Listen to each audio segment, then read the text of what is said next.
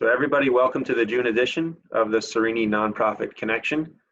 This is a monthly webinar series that we as Cerini and Associates host to give back to the nonprofit community, talk to key members of the community to really go over subjects and topics that are relevant and timely.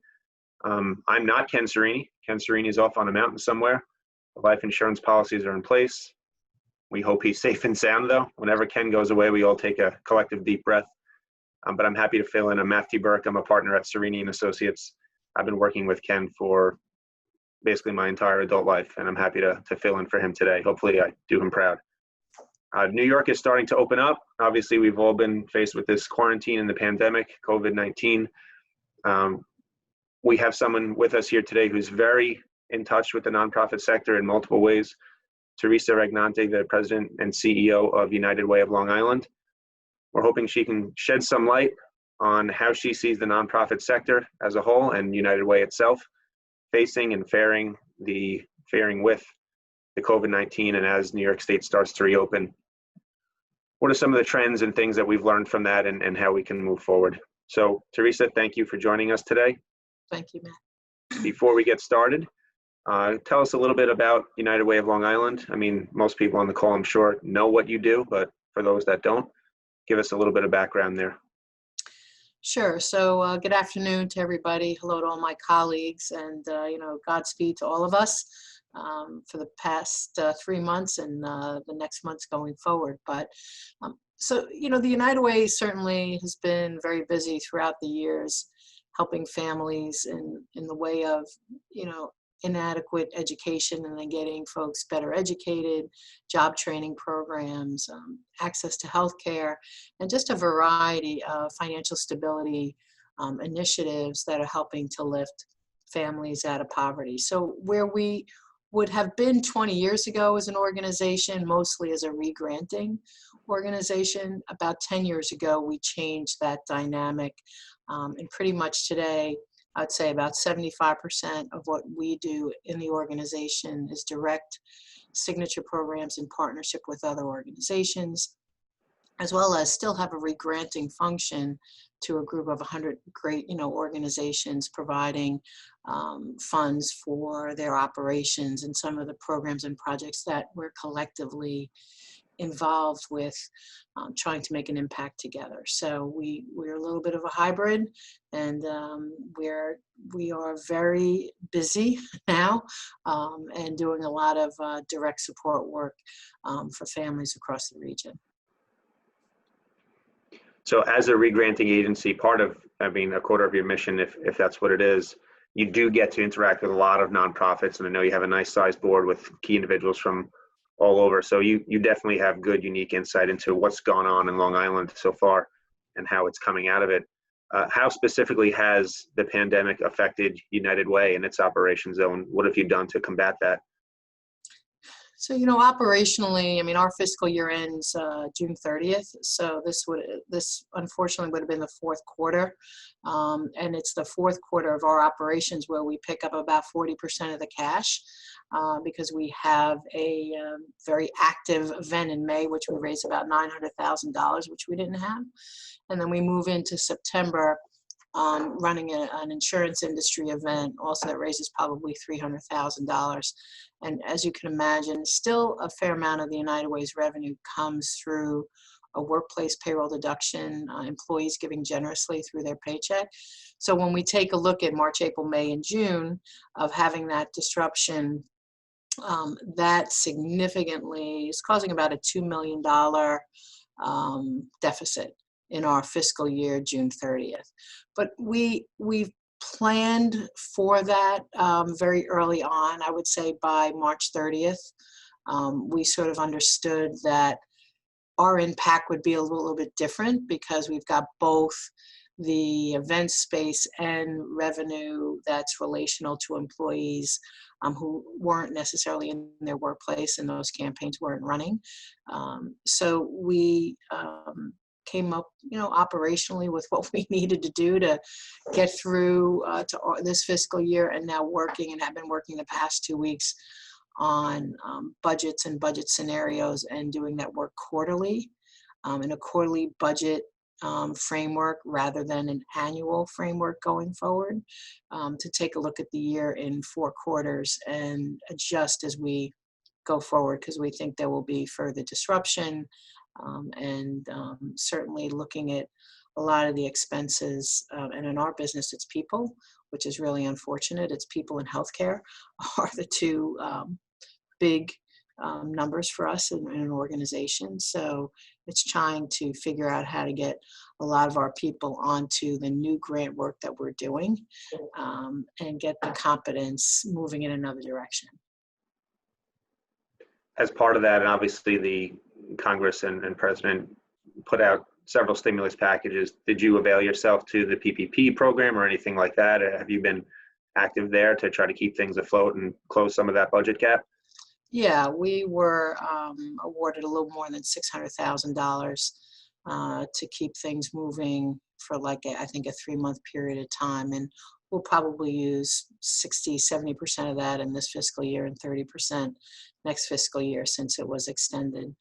There's still not necessarily clear guidance on our employees who are on federal contracts, and if in fact that money can be utilized for those employees as well. So, but we have enough, I think, bandwidth, if you will, in terms of people on grants and people aren't on grants. Because probably of a staff of 40, 20% of them are 100% offset on grants, and 20% of them are totally on an unrestricted revenue operation. So I think it's a matter of a puzzle, and how we'll puzzle that together as we go forward.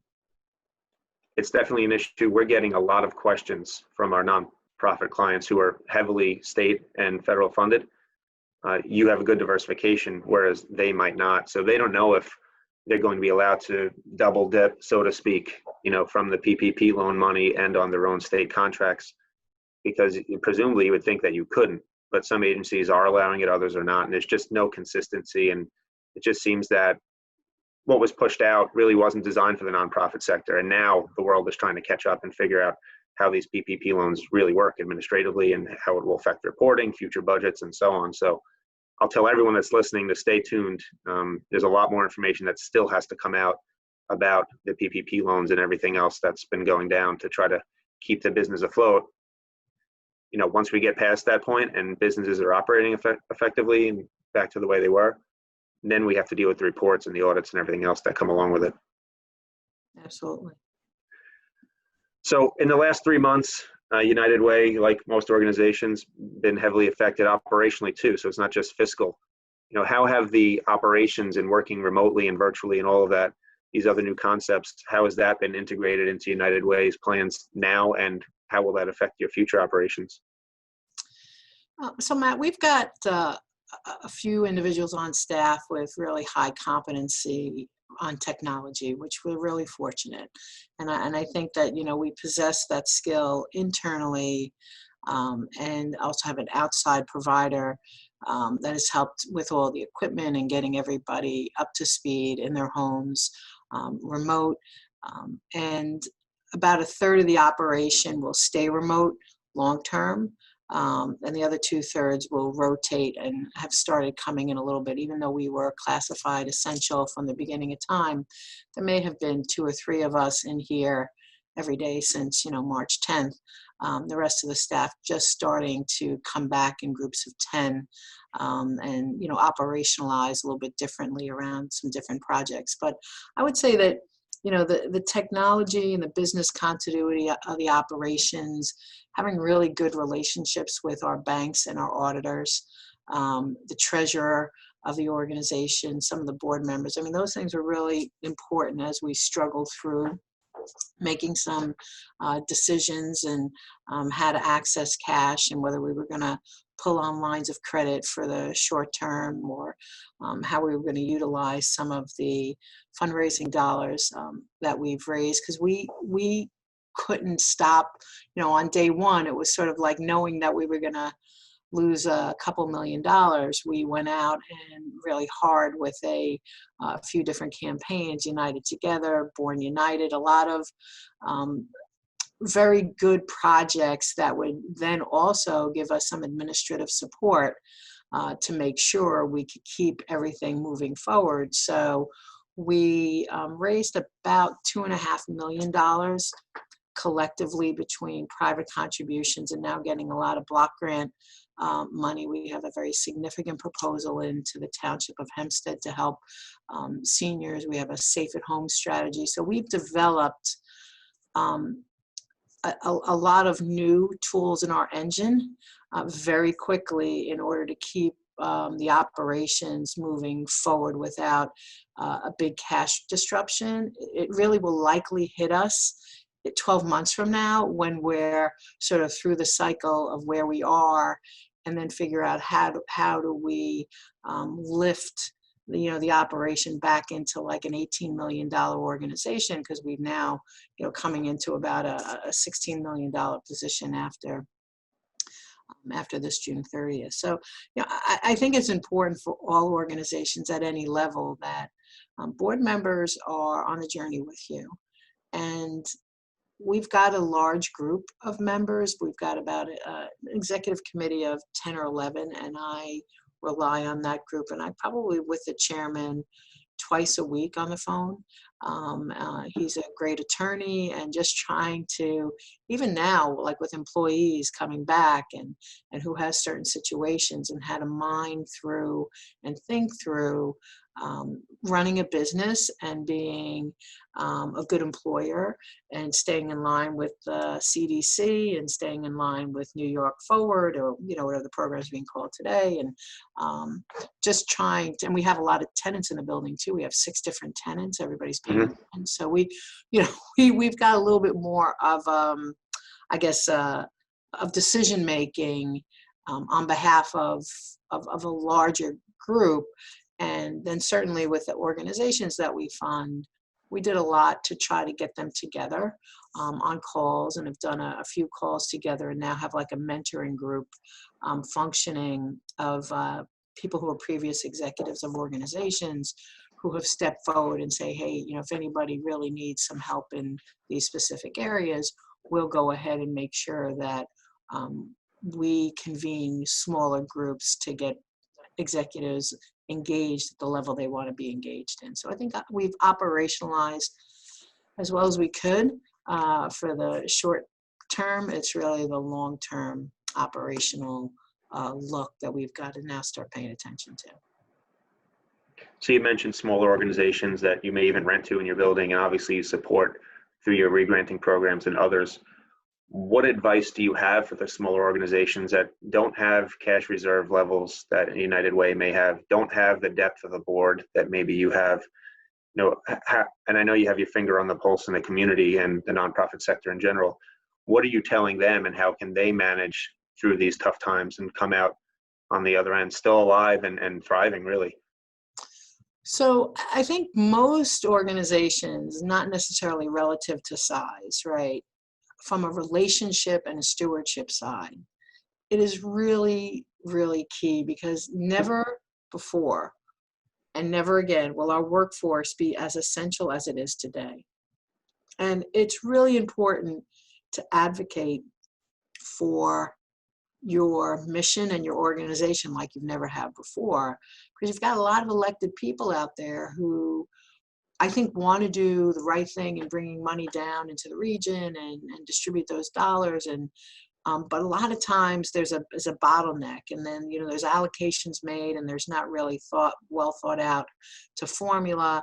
And they're really listening to a lot of executives on the ground, and dollars are following those conversations. So it is really important to be as vigilant as you can, either as an executive or as a board member inside the organization, to make sure you're keeping your board really well informed as to what you're doing, who you're doing it with and for, how many more people are you seeing, and data is really important in order to get those dollars, because people want to make sure that whether it's 200% of poverty, there's a lot of community block grant money that is in the hands of townships across Long Island and in the counties.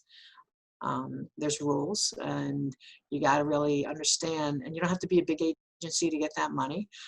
You know, you don't have to be, it's not about size.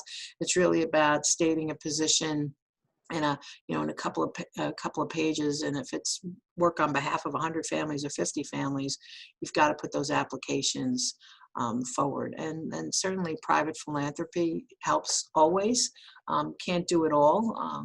Private people can't pick up 100% of the burden, but we here have, you know, a pretty rigorous philosophy of donor stewardship, and myself and a couple of other people have made probably on the average of 50 calls a week to foundations, individuals, you know, our corporate partners, our labor partners. I mean, we've got to make sure that we're asking, you know, because now more than ever is where we're going to need the support to stem, you know, this time for, and 15% on unemployment's not where we'll probably land. It's likely to not just be at that number, and it's not a plateau, right? So it becomes understanding of the level of need that we have in all communities. Have you been getting very positive responses to these outreach to the different philanthropy groups, to foundations, to the private sector? Obviously, they've been as affected by the economy shutting down, you know, if not more than anybody. You know, have they been able to step up, and do you see that happening in the private sector to really support their nonprofit partners in the communities? Yeah, I think a lot of foundations have decided generally to give money to the response and lift some of the restrictions that they've had. You know, I think that a lot of the banks have been extraordinarily generous in their response to the pandemic. Our government partners, like I said, you know, it's just a matter of chess, if you will, and looking at that board and understanding, you know, if you're an organization that thinks that you need $250,000 or 25 million, it's math.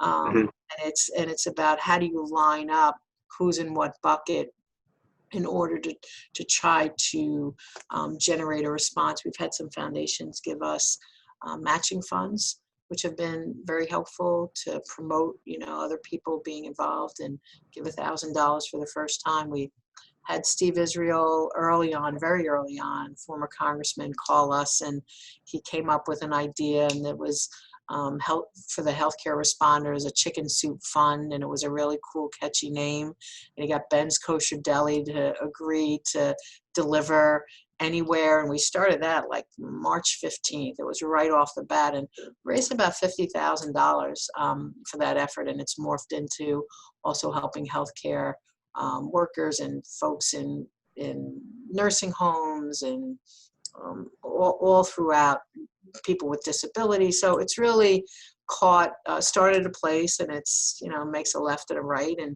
as long as we're continue to help people. And I think we've generated about $600,000 specifically put in the form of gift cards, right? So we've had about 6,000 people come through our site, our website.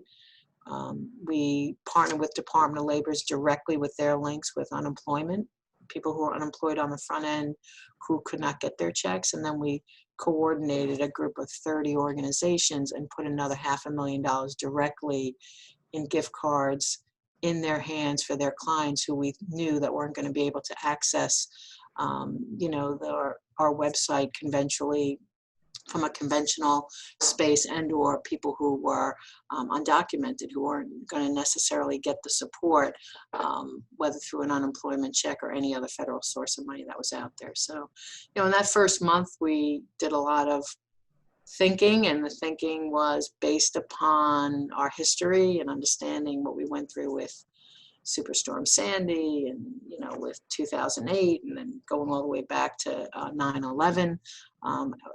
Having a response for every disaster for the people who are affected, we believe as an organization is really important. That's great. It's great work. A question came in. I think it's pretty timely and important. So you mentioned your board, and anyone can check out your website and see you do have a nice sized board, some heavy hitters on there. You have different executive committees and things like that that help guide you through what you're doing. and really help you with raising funds and this and that. Smaller organizations don't necessarily have it that easily, or not easily, but they don't have as many alternatives and options. So Nancy Duncan, who's on, has asked, can you give recommendations on how small organizations can inspire their board members to actively engage in building their own network of individual donors for the nonprofit? And I hear this a lot too.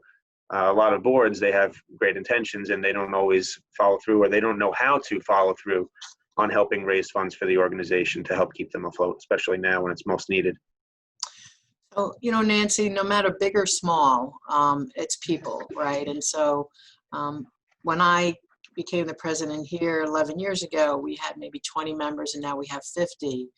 And I intentionally have built a group in that place and space, because the more friends we have around us, right, the easier it gets. And we too have had to build a platform for our board members to agitate their friends. So asking board members to step forward and to do something without giving them the tool 100% to do it.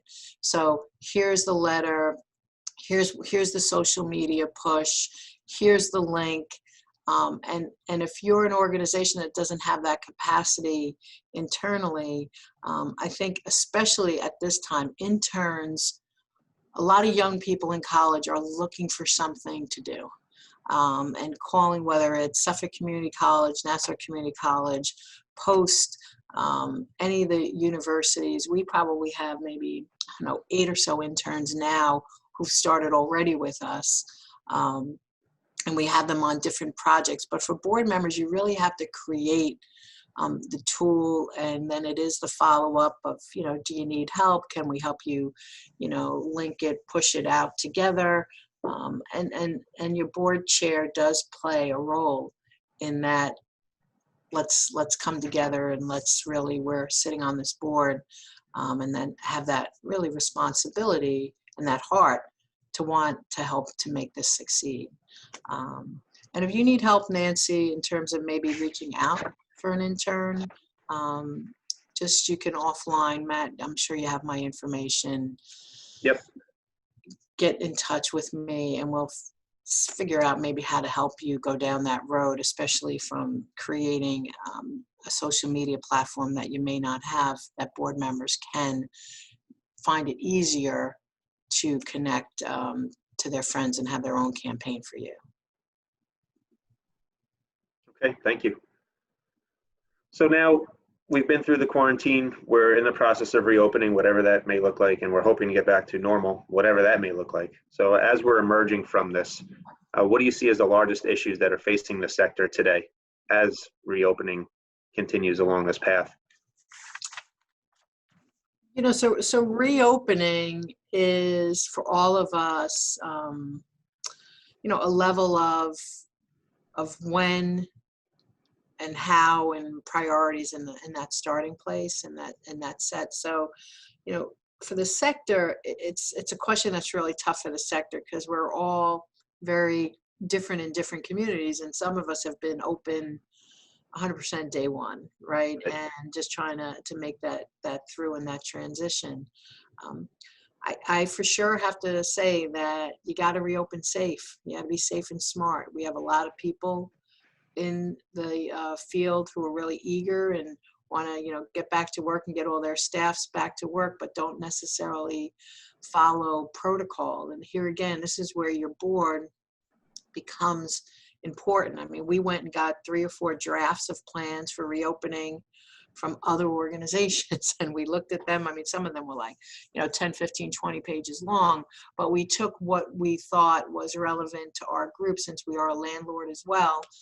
So policies of guests coming into the office, deliveries coming in, not using the kitchen, just things where people congregate, really important over the next few months to limit any exposure and do our part as an industry from hopefully not having another reinfection in this region at the rate that we just had. So that's really important in your reopening and your operations. I think operationally, organizations will operationalize because these executives have a heart, they'll be smart. And this is like, here's what, here's a starting place. Here's what we can do. We've sat with our auditors and our people in the financial sector often to make sure that we're on the right path operationally, and they know what's going on inside of the organization, and they understand where our problems are going to be, and whether it's making our payroll every 2 weeks, how we have to move cash around to get it done. We're going to keep that commitment to our staffing plan for as long as we can at 100%. And to make sure that we can move people in and out of other grants to make sure their positions are maintained. So having said that now, and as reopening, continues, I know as a firm are hearing from a lot of organizations that they're looking into collaboration even more so than they were before, maybe even consolidation with other nonprofits, combining administrations and things like that. Are you hearing the same as we are? And do you think that this crisis will accelerate the degree to which nonprofits do come together and maybe become larger combined entities? I'm not hearing that. And I guess I'm not hearing that because maybe the groups that we work with mostly are agencies who might have a $500,000 budget and on up higher than that. Smaller budgeted organizations, whether it's $100,000 to $300,000, who really are reliant on any one singular sort of focus of revenue, and who might not be as diversified, will find it difficult because of the disruption. It's been a total disruption throughout, right? So it's not been a one sort of sector disruption. And I think even people privately who have given, we have not seen the response of individuals and private contributions like we did at Sandy, because Superstorm Sandy was a sort of like a niche area of affecting, very, very, 100,000 people in homes, where this is extraordinarily global, worldwide and national. So I have not heard that yet today. I think if you asked me that question, Matt, in January, you'll see organizations make a decision, a decision based upon what they're trying to impact in their clients. Say, hey, listen, if we're in this to really impact our mission, and we have no money to impact our mission, we have to now make the decision, how do we move forward in that environment?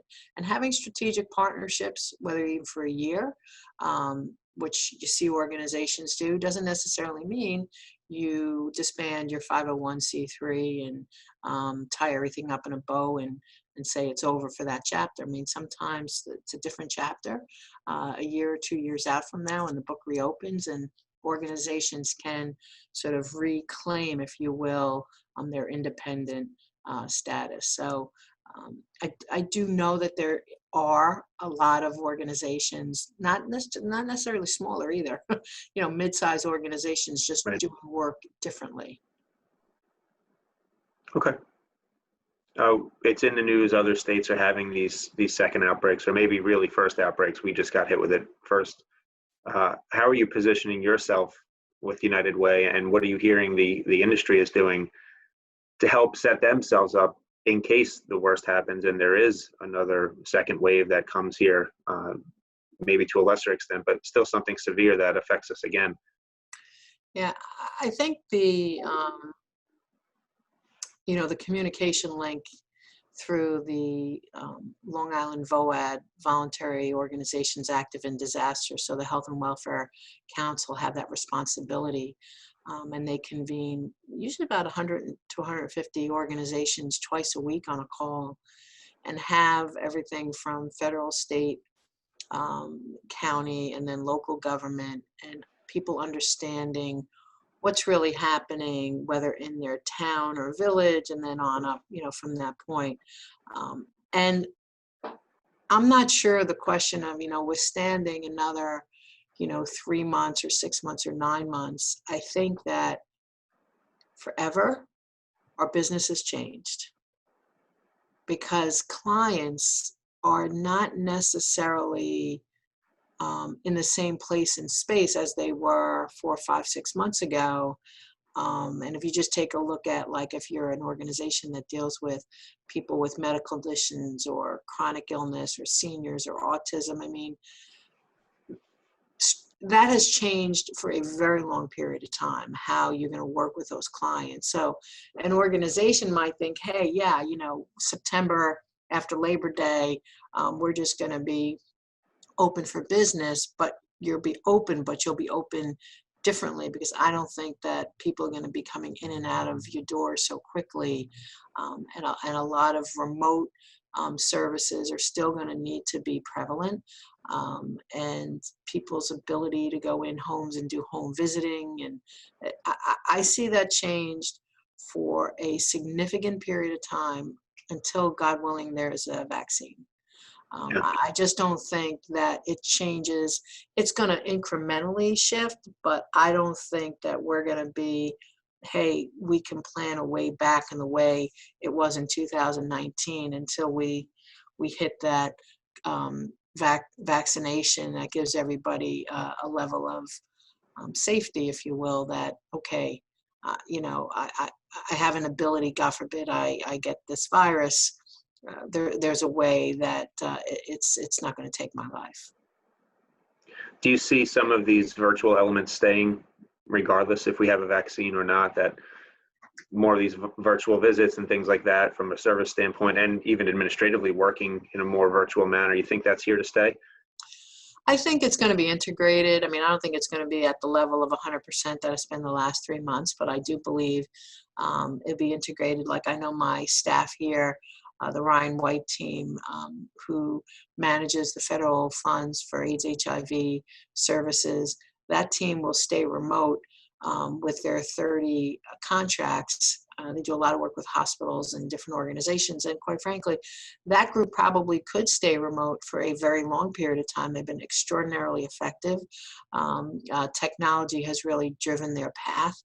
They're, on the calls every week with their agendas, and all the banking is online. I mean, all the routing from the federal government to the county government, everything, all the vouchers claiming. So, I mean, if you can run your business in a way, I miss seeing people. Like, I'm sure most people miss seeing people. I'm 58 years old, so I'm not the most eloquent person here in technology. I've sort of limped along and learned a lot, but I still think, going to a diner and asking someone for a $25,000 gift is the way fundraising could and should be done with a grant writing strategy. I don't think we're as effective in an online platform, asking people to give through an email strategy or just a social media strategy. So I think it's going to be an integrated approach. And I would say that, normal will be for most when there's a little bit of safety in that there's something out there that maybe will protect me if I get sick. Right. How about virtual events? A question came up in the chat here. We're a small nonprofit, had to cancel our 2 fundraisers. You think it's possible to raise money, I guess, effectively through virtual events? Is that something you've looked into for yourself, and are you hearing more of that from other organizations? We've heard it, and we've seen it. We actually are trying to think through now, since our May event couldn't happen in the way that we wanted to happen, and in September there's another event. We're thinking about combining those groups together, and we're actually exploring doing a sort of drive-in movie theater type of live streaming event, and to still get people together. So it wouldn't be virtual per se. I mean, it'd still be live streamed like on Facebook and those other platforms. But again, I think that people will want to come together, albeit 6 feet apart, and be safe. A lot of the events that the charities all run are very effective and helpful for people to network. and not giving people that ability from a business, labor, perspective, government perspective, to network and to be with people, it would really limit, I think, sort of that participation. But all of us have really good supporters who support our mission no matter what, whether you're going to have an event or not. And I would say that you've got to move forward with your fundraising plan for your work. Let them know, next year you'll thank them twice, and you'll run a bigger event, and you'll, you'll put things on your website now that maybe is a banner of supporters. You'll do things differently to create more of a social media space for recognition for what the work that they're supporting. I think it's important to redouble the effort on the fundraising side, and don't be shy. Don't be like, oh geez, we're not having the event because people aren't going to give. I think that people who want to make the investment in your mission, they will, and they'll do it regardless of if you have an event or you're not able to pull off, obviously, that face-to-face. We did talk to Crest Hall a little bit about what they could do in a drive-in style, maybe luncheon, brown bag. We can get Ben's Kosher Deli to give us, to make lunches for everybody, or so exploring a few different things now that could, we would have we'll do like a superheroes recognition for all the essential workforces, including the nonprofit sector, as a way to lift people's spirits, because I think we're all tired. It's been, I don't know, 100 days ish that people are working every day. The work is different now because it's remote, so you're never not working. It's Saturdays, Sundays. It's when I send emails at 3, 4, 5, 6, 7, 8 in the morning, people they're responding, and they're sort of not shutting it down and tuning it off. So our essential workforce as a not-for-profit sector, we've been at it hard since day one, and I think they're everybody's heroes out there. Are you afraid of a certain level of burnout occurring? And for how long can people sustain this level of effort and these extra hours and lack of personal touch, and seeing people and things like that? Do you think it's wearing on people from a mental health standpoint, and is that a risk too that the whole sector faces? I think we always face that, quite frankly. I think we're, under-sourced and under-resourced, and always are sort of struggling. It is never like a day where you're saying, oh, great, everybody is on board and following the train and getting to the same stop at the same time. I think it's a matter of how we sort of look within and take care of ourselves. And, if you're an organization that can close down Friday at 3:00 in the summer, then do it, give them people, and then don't tell everybody, listen, let's not have emails flowing back and forth and expect answers till Monday. Let's give people really the weekend off. I think you'll start hopefully to see a little bit of that as we ease on the numbers. But there are communities who across Long Island who are really in despair, and are other communities that are in despair who recover last. And now you have a population of people being, over the age of 65, who I'm personally really concerned about, because I think that seniors will come out of their homes last, and maybe not for a long time. And I think the support services around seniors are critical. And it's a growing demographic. People living longer. Long Island, so we've done an overlay of all the hot spots throughout Long Island and the seniors in those hot spots and how many there are, and have come up with a safe at home strategy. And we've been raising grant money very specifically for a year-long programmatic impact to support seniors in their homes.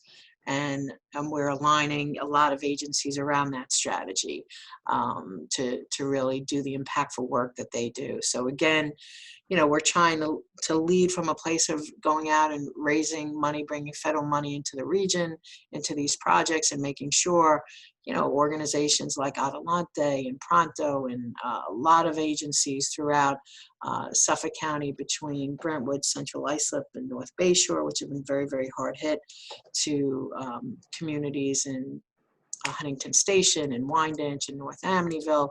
So we've created a way for organizations to impact differently in those communities and to focus with us on seniors.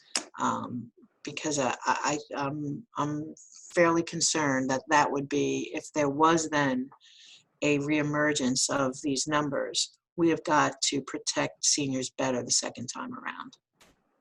Yeah, I think that makes perfect sense. And really, what you're describing is what is so great about the nonprofit sector. And I think it's underappreciated by people that don't work with it so closely. It really, these crises bring out the best in people, right?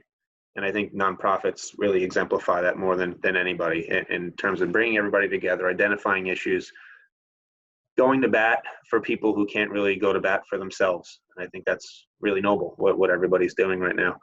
Are there any lasting thoughts that you want to leave the 30 or so attendees who are listening, and some sage wisdom for how to continue to push forward in these trying times and as things hopefully get back to some level of normalcy?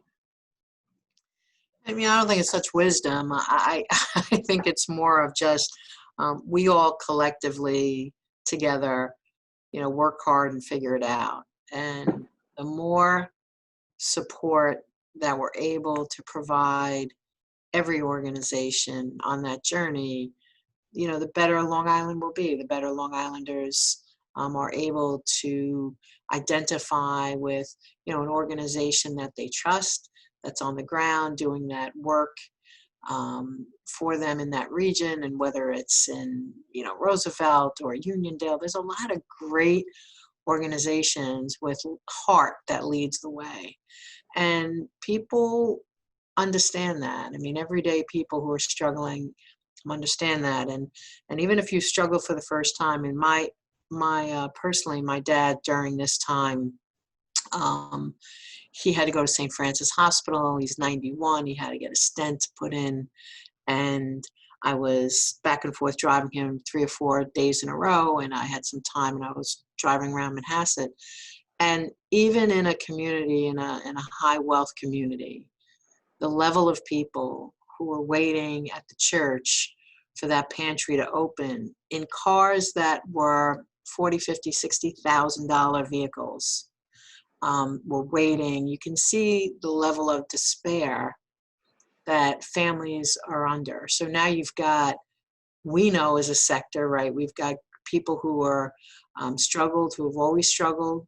And now we have an amount of new people who, for the first time, are really facing also some great despair in the household. And that leads to a lot of challenges. I can't tell you how many times the domestic violence agencies have called, people, who've had to bury someone, who have no money, that financial pressure and strain and stress. So we have been responsive to a lot of those individual cases to try to help those agencies get their clients and their family to the other side. So I know collectively we're better together. We're united together. Our brand, we've sort of triggered now Support Us, which is, Support United Solutions. We're a network of great organizations who really understand impact and helping people each and every day. So, and I know all my colleagues are right there in that space doing the same. That's great. It's all great work that you're doing, and everyone that's listening, I'm sure, is doing, and the sector really needs to be held up on a high ground now, because it always steps up. It always responds to these issues when they happen, and I'm glad to be a small part of it in ourselves in the firm that we work with so many nonprofits.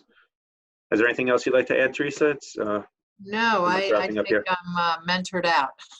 All right. Really appreciate it. Very helpful. I know I learned a lot. I'm sure everyone else on the call also learned a lot. I see the questions have been answered on the chat, so I think we're good there. I just want to point out to everybody, July 16th at 12 noon is our next version of the Cerini Nonprofit Connection.